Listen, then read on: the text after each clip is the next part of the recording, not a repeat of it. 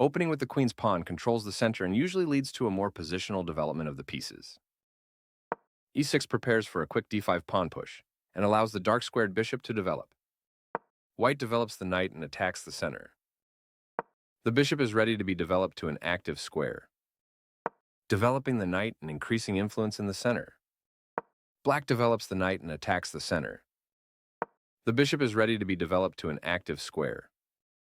Moving the same piece twice in the opening isn't good for development. This is the strongest option. This threatens to capture a pawn and win material after the follow-up trades.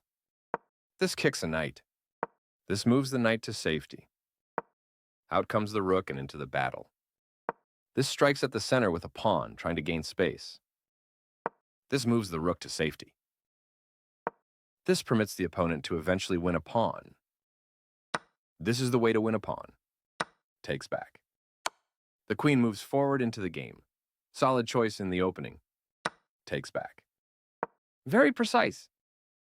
This blocks the attack on a pawn that could have been captured. After all captures, this is an equal trade. Recaptures. Right on target. This defends a pawn that was under attack and had no defenders. This forces the opponent to have isolated doubled pawns, which ruins their structure. Takes back.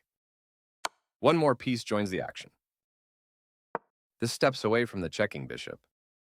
This takes an open file, a common method for activating a rook. This evades the check from the rook. Now black can't stop white from winning material if they make the right moves. This threatens to force eventual checkmate. This permits the opponent to force eventual checkmate. This forces an eventual checkmate. This steps away from the checking rook. This continues down the road to checkmate. This blocks the check from an opposing bishop. This continues the checkmate threat. That was a free pawn. This steps away from the checking bishop. And the game is over.